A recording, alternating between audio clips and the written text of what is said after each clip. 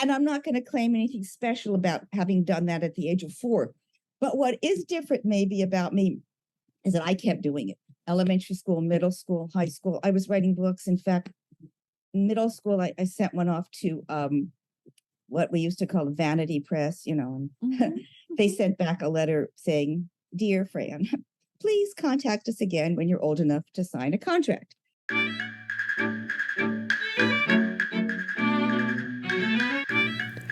Welcome to Story Power, a bi-monthly podcast where my guests and I chat about stories and creativity in all different styles and formats. My name is Lucinda Sage-Midgorden, and my goal is to promote what Dale Carnegie stated in his famous book, How to Win Friends and Influence People. He said, instead of condemning people, let's try to understand them. Let's try to figure out why they do what they do. That's a lot more profitable and intriguing than criticism, and it breeds sympathy, tolerance, and kindness. To know all is to forgive all. It's my firm belief that the goal of most creative people is to try to understand themselves and others. That's what makes artwork of all kinds so compelling. But more than that, the personal stories of my guests promote understanding as well. Roger C. Schenck, a cognitive scientist, said, human beings are not ideally set up to understand logic. They are ideally set up to understand stories. It's my hope that Story Power will help us understand each other better by sharing the stories of my guests. Today is episode 83, and I'm talking with Fran Hawthorne. Fran, I'm so excited to talk to you about your book and all of your writing projects. So welcome to the show. Hey, thank you so much for inviting me. I'm really glad to be meeting you. I am too. So, Fran, you have a new book that's coming out in November, and what is the title of it? And tell a little bit about it, and then we'll talk more about your writing life. Sure, thank you. So the title of the book, it's a novel, and the title is I Meant to Tell You. And what it is, it's about, the short version is it's about a kidnapping, the limits that go for friendship, the responsibility to make the world a better place, the problems of immigration, and strains of romance. Okay, now I'll try to fill in a little more. Yeah, I'm terrible at these, log lines, these short Oh, I summaries. know your elevator speech. Yeah, I mean, okay. So, the protagonist Miranda, when the book begins, she is helping her friend Ronit, who is in the middle of a horrible divorce and wants to take Ronit wants to take her own little daughter, who's 4 years old, to Israel to visit Ronit's parents. And her estranged husband, was very angry, and so she just Miranda is driving them to the airport to go off. And at the airport, they are arrested for kidnap because laws are, legal to take the child without, the other parent's permission out of the country because of their, custodial and child visitation agreements, which Miranda and Ronit had never expected. So that's how the book begins. And 7 years later, when Miranda has just not heard from her friend at all in this time, she's engaged, and she and her fiance both have this sort of passionate desire to do something to make the world a better place. And he's getting a job with the U.S. Attorney's Office, and they are vetting him for, as one does in those positions, drug use, crime, etc. And they joke that Miranda's parents had been anti-war activists in the 60s, and would this hurt him? And then the FBI vetting discovers her kidnapping arrest, which she had actually never told her fiance about. Oh, that's the kind of setup. And I don't want to tell you anymore because I hope you will, or the people listening will find the plot twist themselves. Yes. Now, we are recording this in August of 2022, and the episode will not air until September 13th of 2023. So the book will be available Yeah. for you to go find, and there will be links for you to go get that in the show notes. It sounds really fascinating. Oh, Ho- thank you so much. yes. And how did you get the idea for the book? Well, I had this idea. Okay. I have a lot of cousins. Actually, I have 12 cousins altogether. And as we exchange, and I love them all, we're really close. But anyway, as we exchange stories, and we realized we got sort of different versions of the Mm, various family stories, about how on my dad's side, our parents actually were the ones who came to, United States in that mhm, generation. mhm, And I thought, wow, isn't it? It's like the old fashioned game of telephone. The stories get changed. mhm, And I mhm. decided I wanted to write this 4 generation family saga, going backwards in time and seeing how the original founding myth got warped over the generations. Mhm. I started writing and it just expanded way out of control. And I said, I gotta control this. And I had done the two most recent, the newest generations, because I was going backwards in time. Mhm, And I saw already that was a whole book with its own rich stories. So I decided to turn those into this book. I mhm. meant to tell you, leaving in some hints of the two prior generations. As I mentioned, oh, maybe I didn't mention. I mentioned when you and I were talking earlier that Miranda's grandfather had been a union organizer, for instance. Ah, Um, and one of the wonderful things about that is that I knew so much about the two newest generations because I had already mapped out on paper in my mind the entire lives of the two prior generations. I knew how they were raised. I knew not just the current woman and her parents, but her grandparents and her great grandparents. And it really, really helped me flesh her out, give her an even richer life than I might have otherwise, So I was really happy about that. Um, and I don't know, I might write a prequel someday about those other two generations because I really like them too. oh, I Anyway, think so that's how this yeah, started. that would be fascinating to have a prequel instead of a sequel. Right. I mean, those do happen, I mean, look at Star Wars, right? Mhm, The mhm, it mhm, started out with episode 3, right? Or was it episode 4? And mhm, then the mhm. 3 prequels came. So yeah, absolutely. Yeah, really, that sounds fascinating. So I do wanna find out, does she ever connect up with her friend again? I'm not telling you. I have to read the Come book. on, I can't, give away all my publicist said that I was already in some of my publicity material giving away too many plot twists. So I have to be careful and keep my mouth shut. Yes, I see. That's true. Yes. So now, when you and I were talking before we started filming, you said that you had been a journalist.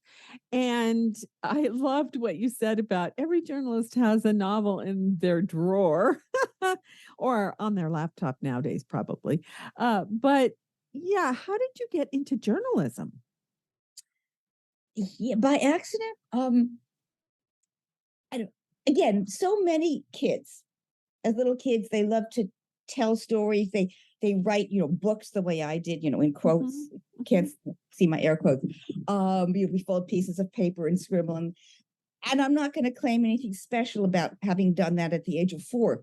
But what is different, maybe, about me is that I kept doing it. Elementary school, middle school, high school. I was writing books. In fact, in middle school, I sent one off to what we used to call a vanity press, and mhm, they mhm. sent back a letter saying, Dear Fran, please contact us again when you're old enough to sign a contract. you know, so I just always knew I was going to write novels. Never considered journalism. It was, hack writing. And then my sophomore year in college, one of my roommates said, Well, if you like to write, you should really go to the school newspaper. Oh, all right. And I have to confess, I didn't even read newspapers. Um, So I did, this was at the University of California at Berkeley. I Mhm. walked in the office of the student newspaper, the Daily Californian. I have to put the plug in because I owe everything to them. I got an assignment. I did it. I kind of enjoyed it. They were very impressed. They thought I did a great job, and that was it. I got hired. They actually, hired people, and I started writing. I got quickly promoted to a low level editor job, and I went on from there. And I loved it. And after college, I very quickly got a job with a chain of weeklies in Silicon Valley. But I really wanted to come to New York because, Right. bright lights, big city, New York Times. So I did. After I spent about 15 months in Silicon Valley and then came to New York. And I just had a blast, and I kept saying, well, Fran, you're going to write novels. And I'd come home after these 12-hour days, of writing and reporting. And I was just, the last thing I wanted to do was write something else, and I Mhm. kept putting it off and putting it off. Kept getting sucked in. And when I kind of got a little tired of journalism, oh, it's September, it's time for the real estate special again. I got offered my first nonfiction book contract. It was Oh, about the drug company Merck and the pharmaceutical industry. And that was wonderful because instead of this, daily or weekly deadline of, a limit of whatever, 1,500 words, I had a whole book right. and months and months. And so I loved that. And then I got how many more books after that? Oh, I did like 8 nonfiction books, Oh, won some wow. awards. So again, I was having a great time, And yeah, and so it was, I actually had to find my way back to fiction. Mm, yes. Now, are all of your nonfiction books available on the all the outlets? Thank you for saying, yeah, I mean, certainly on Amazon. I don't know if, Indie Bound or Books a Million, Mhm. I really love to urge people not to use Amazon, to use Right. independent outlets. But I have to confess, I'm not sure that all of the nonfiction are available on those outlets. I would just urge people to try them or their local bookstores first for any book, not just mine. Um, Right. Yeah. Right. Yeah, the local indie bookstore. So, Absolutely. like, do you have like an author page on Amazon? Oh, of course, and I have Yeah. a website. I mean, as long as I'm Oh, maybe we should promoting go. myself, I have a website which is Hawthorne Writer, like HAWTHORNEWRITER, all one word. Okay, Uh-huh. enough self-promotion. Let's Yeah. back to conversation. And then no, that's good for self promotion is good. And so are all of your books available there? Oh, what there is there are links to, Ah, Amazon and oh, whatnot. So, good. Oh, yeah, thank for you. your books. Yeah, that's great. So, what were some of the other nonfiction books that you wrote? Sure. So my favorite is called Ethical Chic. And what it is, Oh. it's an investigation of 6 uh, major companies that have a reputation for being, environmental or socially responsible, and also being cool, Mhm, and mhm, whether they deserve that. I mean, I look at Apple and Starbucks and Timberland and Trader Joe's and Tom's of Maine, and the most controversial, which is now bankrupt, American Apparel. Um, and rate them and investigate them. And so mhm, that was really a lot of fun. I talked to the management when I could. Apple never talks to you. I mhm, talked to employees. I talked to customers. I talked to mhm. industry experts and Wall Street analysts, and then I went to all the stores and went shopping and you know, bought a T-shirt and bought, a Mhm, booth, and anyway. mhm, mhm. So that was my favorite, and that won a couple of big awards. That's But anyway, great. there's I did a book about the Food and Drug Administration. I did about a book about some of the shenanigans companies do, what that happen when companies are bought out by hedge funds or whatever, and what happens to the pension funds. Anyway, so Yes. great career. Whoa, heavy hitting Yeah. topics.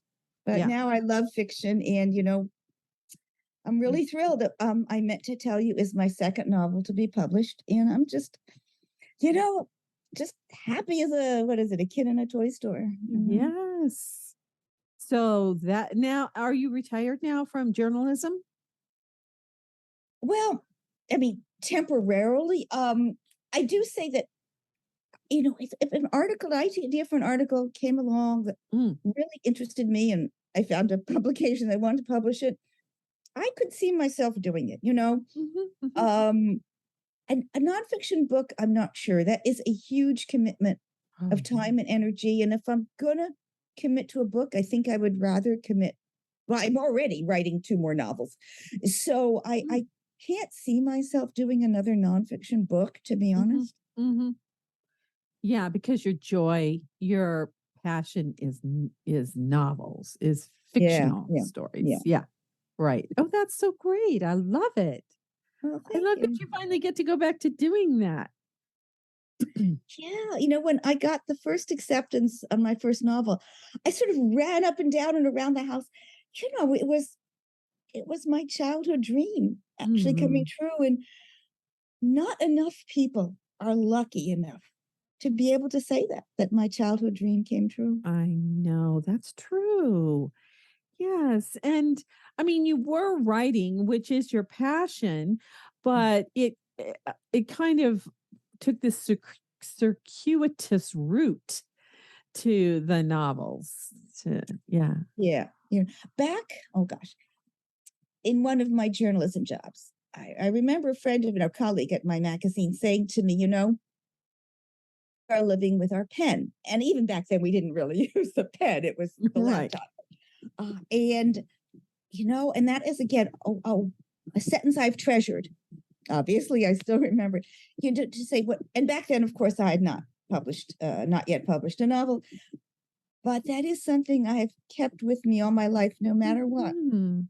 I have managed to earn a living with my words. And again, that is so wonderful. And not to be conceited, it's not just that I have written words well enough that people are willing to pay money to read them. That's not all. And it's something I know it's important to you. Words can change the world. Right. Actions change the world too, obviously. And Mhm. I know that some of my words have had an impact because I've heard that from readers, and it's you know an impact for good. I would Yes. feel horrible if they had an impact for bad. And so Right. that is just again, I keep talking about these wonderful feelings. I feel like what's her name, Pollyanna, and I'm not a Pollyanna really, but it is it is a wonderful feeling to know that my words have reached people and done some good. Wow. Yes, really. Well, I had to teach theater's my background really, but I got I always say I got kicked out of my first drama teaching job because somebody else wanted the job, and so I had to go teach English at a different school. I had enough literature credits that I could be a highly qualified English teacher, and so but I told my students, we're everything that's written down has a purpose, and in a way, that's kind of what you're saying is, we read words and we sometimes we get things out of them that the author didn't even know that was there. Yeah, yeah. But it's important to pay attention to what they are meaning. And I was teaching American lit, so we were looking at all the found what the founding fathers had written, and the uh, Declaration of Independence and things like that. But even I think even journalism has emotion attached to it. Hmm. Um, a lot of times I read a journalistic piece, and I don't read the paper either, like were saying earlier. I don't read a lot of And now I news. do. Excuse me. Was back in college. I didn't anyway. Oh, right. Now you Yeah. do. Right. Well, of course you're a journalist, so you would have to. But yeah, I only read the things that seem really interesting to me, but they all seem to have this emotional connection somehow to the story that they're writing. Mm. even if it's something scientific or, like, oh, this archaeological find, or, that's the kind of stuff I read. Um, because, they're passionate about archaeology or whatever it is.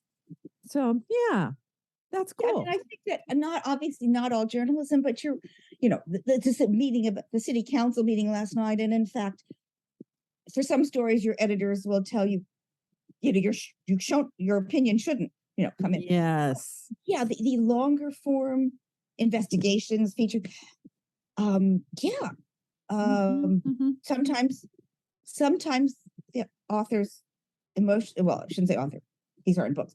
The writer's emotions will come through, mhm. or sometimes the emotions won't come through, but they will evoke emotions in the readers. In other words, the writer is being very careful to, not show his or her emotions, but they will evoke emotions. Particularly, I think, features about people in difficult situations. I mean, Mhm, mhm, you've probably read some articles. They break your heart mhm, about the mhm, struggles of people in poverty, mhm, people fighting prejudice, people fighting horrible, droughts and fires and mhm, wars, and yeah, refugees. And yeah. So, and on and on. Yeah, yeah, yeah. yeah, right. So, now we were talking a little bit about some of your other endeavors. What were we talking about before we before we started recording? I should have recorded all of that. Some of the other oh, you took a trip recently. Tell about that. Oh, Your that was, author trip. well, again, I don't know what the situation will be a year from now when people are listening to this. Hopefully, COVID will be a distant memory. But anyway, my husband and I have been doing trips, but trying to do things that don't involve airplanes. Right. So we, I came up with this idea um, to drive to New England, and I live in New York City. To drive to New England and visit, to do what I called my literary inspiration vacation, and visit some of the homes of some of the great writers there, of whom there are so many who live there. Mhm. So in 5 days, we did uh, we did the homes of well, Edith Wharton, the Mount in Mhm. Lenox, the other Hawthorne, as I call him, Nathaniel Hawthorne, um, Louisa May Alcott. We went to Walden Pond and saw the site where Thoreau Mhm. had lived for 2 years. We went to Mark Twain's house. We also went to a couple of other sites. For example, there's a house where two very famous artists lived, Susie Frelinghuysen and George Morris. Anyway, and we went to Mhm. some other sites too. But it was amazing. I mean, walking through, for example, Edith Wharton's house, and Mhm. there were you knew the spot at the dining room table. They had it labeled where she sat and where Henry James sat, and I could sit there and I could imagine her turning to Henry James and saying, I really want to write a novel that shows a man, in the Gilded Age, and a wealthy man who is troubled and uh, you know, uh, by feels inhibited, restricted by all the mores, but doesn't have the strength to break loose. And Henry Mhm. James advising her, and of course, this is the Age of Innocence, Right, the right. book. Yeah. Uh-huh. And then she did not write at the desk in her boudoir where she was always photographed. She actually wrote her novels sitting in her bed. And so you're in the bedroom, and Uh-huh. of course you don't sit in her bed, but standing by her bed and picturing her there and looking out the window she would have looked out of. And it was just amazing to really feel her. Uh-huh. Uh, and again, in Louisa May Alcott's home, not only is that where she wrote Little Women, there's the Mhm. desk right there, but it's where essentially Little Women takes place because it's Right. based on her family life. Mhm. And there is the dining room where she and her sisters stage their plays, and the parlor where the family watch them, exactly as portrayed in the book. And Mm. again, you are really feeling the spirit. And I did feel inspired, I have to say. Walden Pond, on the other hand, has become commercialized. It's a Oh, mhm. but I still loved walking around it. I've Oh, heard that. Yeah, I've heard that. It's And lovely. It is, but it's not a y- quiet, contemplative place. right, that it used to be. Yeah, Yeah, yeah. right. Yeah. Uh, did you go to Emily Dickinson's? No, we had limited time, Mm. in that it's kind of smack in the middle when I have to be starting to work on, outreach for this book. Mhm, And mhm, in mhm. fact, I was kind of communicating with the publisher while I was away. And so I kind of had to keep the time tight. So there were places we didn't get to Melville's house either, which is nearby. Mhm. I'll have to go back, which would be Well, wonderful to go back. yes, yeah, you get to go back again and do some more So exploring. That'll be fun. yeah. So now you said something too before we started about volunteering. Do you want to talk about that? Well, yeah, I do try to. I kind of okay.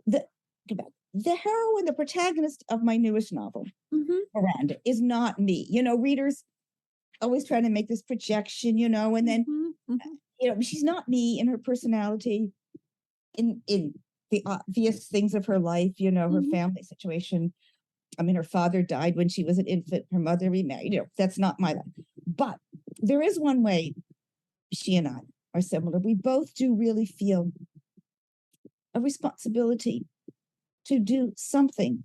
mhm, I don't know, change the world, make the world better. mhm, mhm, Um, and so there are things, I mean, I cannot live on this planet, for example, without doing some things to physically save the planet, besides my mhm, own personal, recycling and mhm. limiting of, disposables that I, um, and so some years ago, I organized a park cleanup. Oh, cool. And, after 10 years of running it, I said, you know what? I have to stop.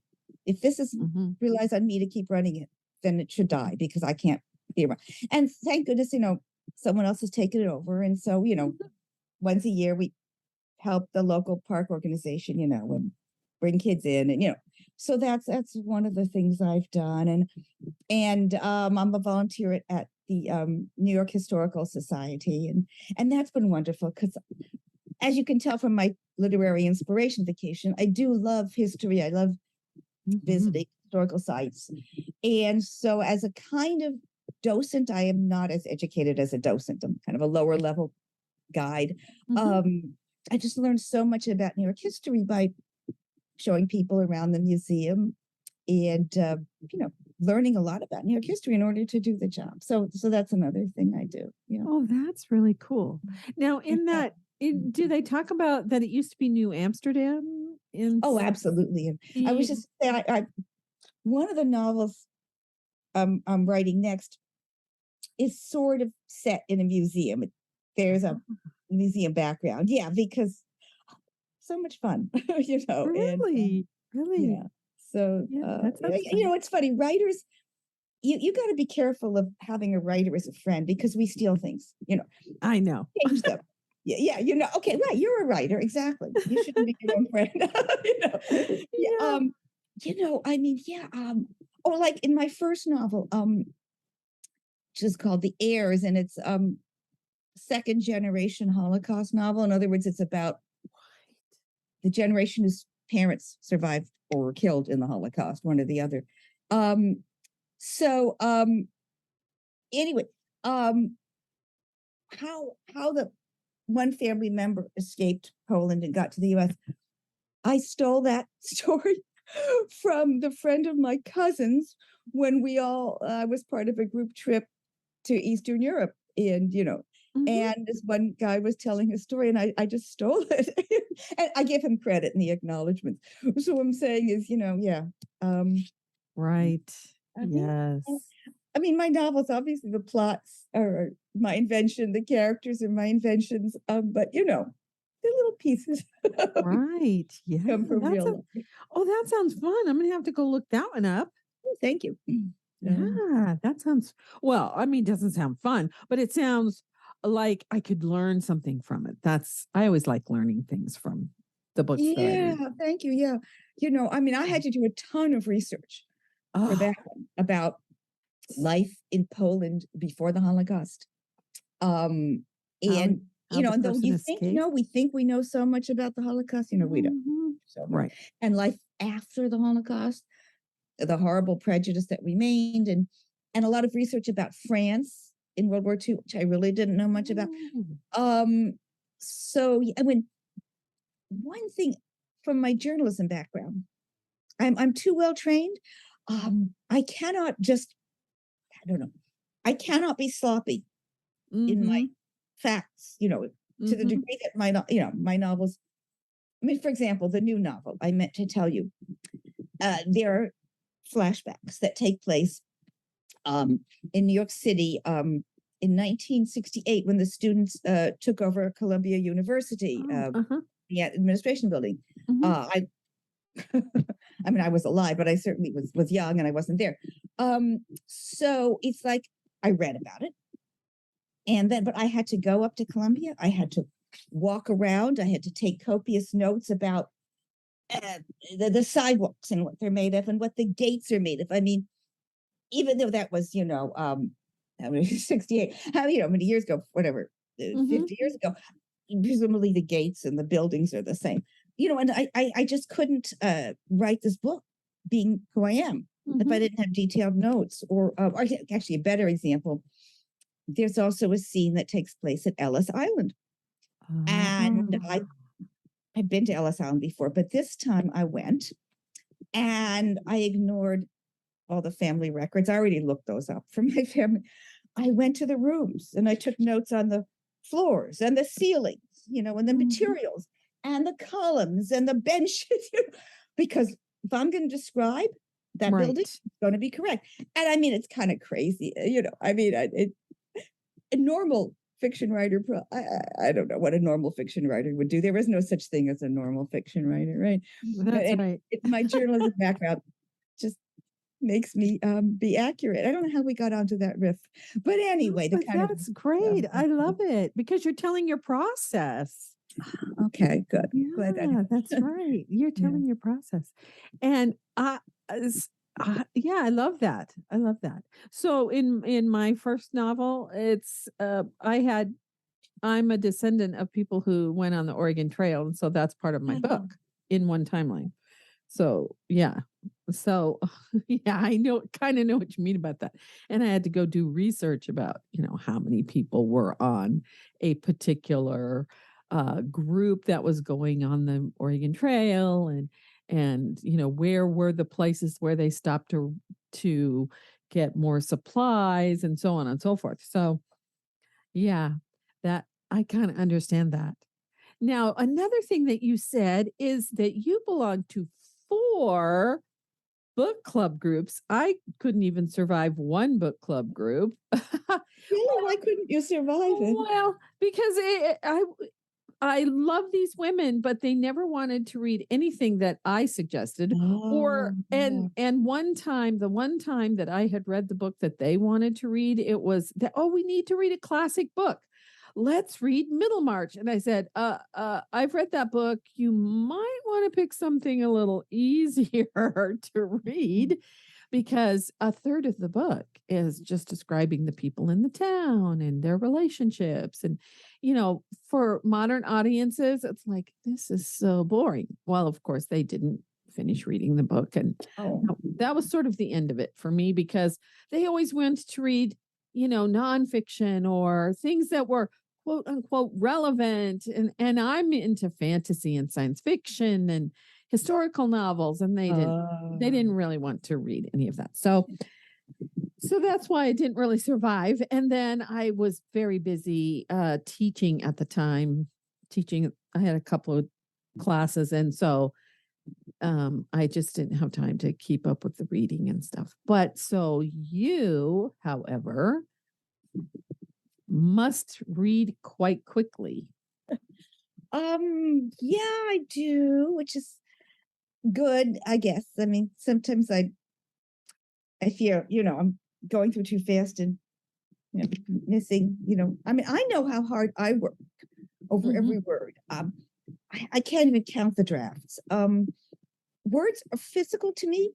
When Mhm. I read an awkwardly written sentence, it physically bothers me. When I read a paragraph that uses the same word. I mean, not a word like and or the, but like a word like annoyed or a word like curtain or whatever twice in the Mhm. paragraph. It bothers me. Really Mhm. weird. So I Mhm. know how much work goes into writing. And so I feel like I'm not giving the authors the attention they deserve. But on the other hand, I love to read. And I also write book reviews professionally, Mhm. in addition to, I'm not talking about Goodreads, which is great. And I love Goodreads, but Mhm. I write reviews for the New York Journal of Books. Um, and so, yeah, now my 4 book clubs, see, I'm kind of different from you. I actually don't like suggesting books. I want to hear the suggestions from other people because so often they suggest books I wouldn't have thought of. I never heard of. Mhm. It's Mhm. true that sometimes more than half, I don't know, sometimes I don't like the books very much. Mhm. Mhm. Uh, Now there are also, uh, they're not every month. The books clubs meet, every other month or this 4 times a year, so it's not as heavy duty as it might sound. But some of them do read. I mean, 2 of them right now. I'm reading a 600-page novel for one, but it's going fast. It's very Mhm. interesting, and I finished. Another one had one that was nearly 900 pages, which was a slog. Kind of Whoa. the novel, yeah. And in one friend, bless her heart, said we should do a classic, and we read Anna Karenina, Mhm. which actually is very absorbing. It's not at all a slog. So they're all different. And Mhm. what Mhm. I do, there's so many books out there. I'm on Goodreads and I am friends with a lot. I mean, Goodreads friends, and we recommend books back and forth, and my other friends recommend books. There's so many books that I want to read. And I know. and sometimes I think, could I just have a life where I just read books and wrote books, and there was no laundry and no grocery and no dishes. Yeah, Exactly. No kind of like vacuuming. Edith Wharton, right? With all those now, who no, that's Mark Twain had the 7 live-in servants, yeah, yeah. And he was a Mhm. man and a wife to do all the work besides. Right. Yeah, Um, right. but I am not in that aristocratic class, Yes. and I suspect you're not either. No, Yeah. no. Yeah. Yeah. Yeah, I didn't in our book club group, it was everybody would we'd take turns Mhm. recommending books, but they never wanted to read. Whenever it was my turn to recommend, they never wanted to read the book that I wanted. So, but I did there was one book and I was thinking of this book the other day that I wish I could remember the name of, and it was written by a woman who lives in Arizona, which is where I live, and actually even in the same area where I live. And it was a memoir about her, but it was mostly about her mother and how the relationship between she was the last of like 5 or 6 children, and basically she was raised by her sister, but it was just this really interesting book, and it was at a bookstore. I went to the bookstore in Benson, Arizona to get it because this bookstore had this whole huge section of books just by Arizona authors. Oh, And nice. that's where I got the book. I wish I could remember the name of it because it was such an interesting book. It started in like late 1800s, early 1900s, and ended like in the 1960s or something. It was such an interesting book. So that book was great. And I was glad that that someone suggested it. Yeah, and like I said, they're ones they've suggested, and they're bestsellers that people have suggested I don't like, but that's, what? That's great. Mhm, We all mhm. have opinions. Right. Right. And obviously I hope everybody loves my books, but they won't. And so that, but you know what? I since hopefully some people who are listening will read my new book. I truly, truly love to hear readers' reactions, even if you don't like them, And so, Mhm. if anyone is nice enough to read it, I don't know how they comment to you, or there's, you can email, there's an email address on my website. I truly read every comment. If they want, I can reply. I truly learn from them. And look, I'm a human being. Yeah, I mean, if you don't like it, there's a tiny bit of hurt in me, but don't worry about it, please. Because I learn. I mean, I'll tell you, my first novel. Some people said to me, the main character was not very sympathetic. She was not empathetic. They didn't like her, and I thought, oh, now some authors deliberately have main characters who are meant to be unsympathetic. I didn't mean that. And I thought, oh, and I really kept that in mind in writing my new one, I Meant to Tell You.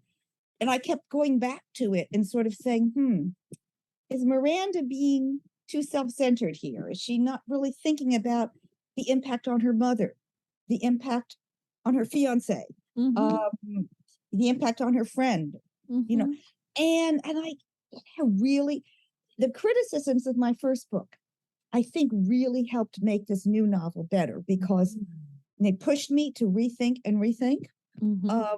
So honestly, I obviously I love having people read my books, but I also love hearing from people in good and bad, so because after all, I'm writing 2 more novels now.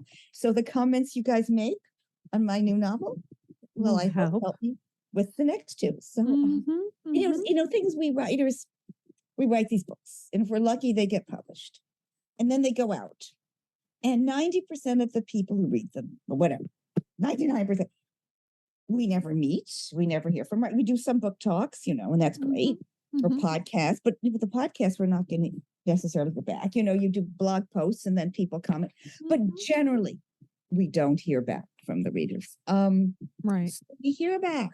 Even the tiniest bit is such a blessing. It's such a wonderful thing. And so, anyway, I for whatever it's worth, again, I don't know what your system is for getting listener response, but I hope you have some system. Yeah. Well, I was going to say that it's always nice when someone takes the time to make the comments. Yes. And I have been writing my blog since 2013, and I have, with all of my outlets, I have 2,000 and something followers. It's only about 400 and something on who are on WordPress as bloggers, but I have other, outlets and people who aren't bloggers who follow. And I don't know why it is, but I get likes, but I don't get very many comments. Oh, I think I know why. Takes more time, as you mentioned. The same thing with me. I know, and listen, I love likes, on Instagram, on Twitter, on Goodreads, when people like my reviews, of course, because that still meant somebody read it, saw it, and it touched them enough that they wanted to come to react. Plus, it always helps your numbers down. So I definitely appreciate someone just hitting like, absolutely. And I never you can't turn them down, but I don't dismiss. Right. But that's much easier than to actually think about a comment and then think about it. When you write a comment and hit send, oh my God, think of the hundreds or thousands of people, whatever, are reading it. Right. And you don't want to sound stupid. Right. And so there's that inhibition, plus the time, plus some people really just don't like to write. So you put all that together, and I'm really surprised that you don't get a lot of comments from your thousands of, audience, followers. And I'm not surprised that I don't get a lot of comments. And, and that's why I treasure the ones I do get. But I'm also delighted to get any reaction like a like. Like I said, it means somebody cared enough to pay attention to what I posted or wrote. And so that's a wonderful thing. So, yes, that's true. Yes. We are human beings. We are social animals. We want connection, and even though a like on Twitter is kind of minor connection, Yeah, that's right. Exactly. Yeah. Yeah. Well, this has been so much fun. Do you have anything else you want to say? First and most important, of course, is thank you for inviting me, and good luck to you with all your outlets. And obviously I want to urge people to read, of course, to read my book, I guess I should now say the title again. I meant to tell you, but also read. If you have kids or if you know kids, let them see that you were reading books, let them see that you were reading newspapers. Um, Support your local indie bookstores. Also support Barnes and Noble. It's still another alternative to Amazon. Mm-hmm. Mm-hmm. All of this, Mm-hmm. it's so important in life. Yeah, reading to your children is really great. Yes. Yes. And also Yeah. just let them see that you are reading for fun. Oh, yes, definitely. Yes. I remember that when I didn't really start reading to be an avid reader until I was in high school. But I remember my mom and dad having a discussion about wanting to get my brother to read. And so what they did was they got him a subscription to Sports Illustrated. Oh, yeah. Yeah, Absolutely. because they wanted him to read, and he was definitely passionate about sports. So I thought that was brilliant. Yeah, absolutely. Don't force them to read, Dostoevsky. Right. And I know, and I'm at the point now where it's so much fun. My son and I are exchanging books back and forth. I gave him, well, he was looking through my bookshelf and he borrowed The Name of the Rose, which is Oh, I one of my love that. all-time favorites. Yeah.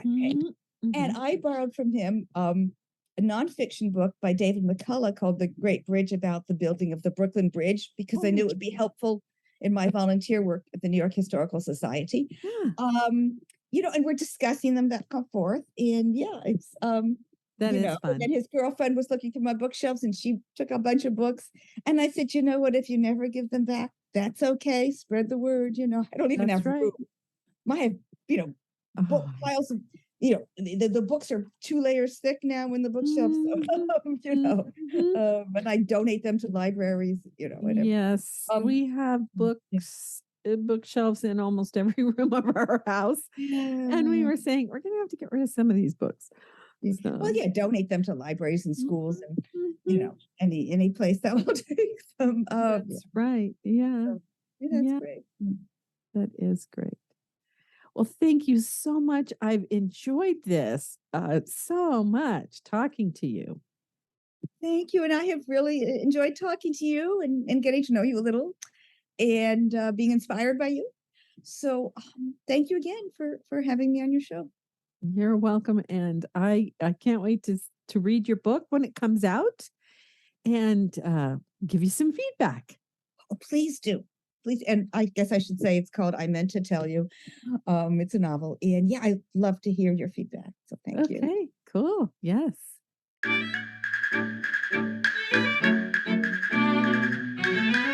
I hope you enjoyed the show. If you like what you heard, please share it with a friend and give us a rating and/or review on your favorite podcast app. It will help people find us. I invite you to join my Patreon community at patreon.com/storypower, all one word. Or if you like, you can subscribe to Story Power on Apple Podcasts. It's my aim to build a community where we discuss the stories we love and talk about what we learned from them. I offer extra audio content and story suggestions to my patrons on both platforms.